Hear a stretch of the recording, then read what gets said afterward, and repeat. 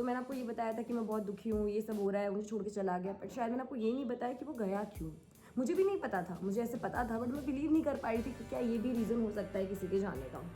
But after so many days I called him and I talk to him like कि ऐसा क्या हो गया। आई नो मुझे कॉल नहीं करना चाहिए था, बट एज यू नो कि very emotional, we can call maybe it's not my last call and I call him and ask him मतलब क्यों, यानी tell me the reasons that.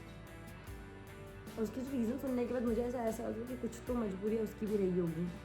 वो भी इतने साल से मेरे साथ था, उससे भी अटैचमेंट था, आई गेस था। बट जब आपके सामने आपकी फैमिली और the person you love the most को चूज़ करने का ऑप्शन आता है तब आपको समझ में नहीं आता आप क्या करो। आई नो आप फैमिली को नहीं छोड़ सकते बिकॉज लाइफ टाइम उन्होंने आपको अपने साथ में रखा है, और उस पर्सन को छोड़ना भी जिसके साथ में इतनी मेमोरी शेयर करी, जिसके साथ रहना चाहते हो, उसे छोड़ना भी आपके लिए बहुत मुश्किल होता है। तब आपको एक सिचुएशन आती है कि आपको कुछ एक चूज़ करना पड़ता है। Most of the guys I think family choose करते हैं, और आई गेस उसने भी वही किया है। होंगे मे भी कुछ ऐसे लड़के जो अपनी फैमिली से लड़ के झगड़ के भी अपने प्यार को चूज़ करते हैं, शायद मैंने कम देखे हैं, बट आप कर जाए। पर अगर किसी के घर वाले बिल्कुल ही बोल दे कि लाइक नहीं, नो मीन्स नो, तो कुछ नहीं हो सकता। जहाँ ऐसा है कि कुछ हो ही नहीं सकता, आप कुछ भी कर लो, कि वो चूज़ ही करना पड़ेगा, तब मैं भी नहीं चाहती कि कोई मेरी वजह से अपने घर वालों को छोड़ के मुझे चूज़ करे।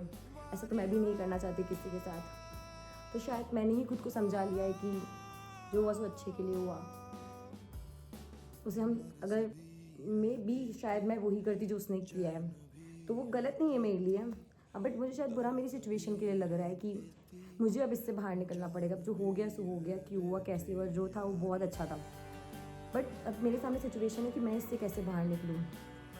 वो इंसान चला गया, what ever the reason is, but हमें इससे मूव ऑन करना है, हमें निकलना है। मैं उससे ग्रजेस नहीं रखना चाहती, मैं उससे नफरत भी नहीं करती हूँ। आज भी मैं इतनी रिस्पेक्ट करती हूँ, उसने बस मुझे चूज़ नहीं किया है, तो ठीक है, मैं भी अपनी लाइफ में आगे बढ़ूँगी, ऐसे लोगों को चूज़ करूँगी जो मुझे चूज़ करना चाहे, जो मेरे साथ रहना चाहे। अगर आपके साथ भी कोई ऐसा कर रहा है कि आपको प्रायोरिटी नहीं दे के आपको चूज़ नहीं कर रहा है, तो आई थिंक आपको भी उसे चूज़ नहीं करना चाहिए। Always choose the people who chooses you, ताकि आप खुश रहे। एट लास्ट मैटर करता है कि आप खुश हो। अगर आप ही खुश नहीं हो तो आप किसी और को कभी खुश नहीं रख सकते।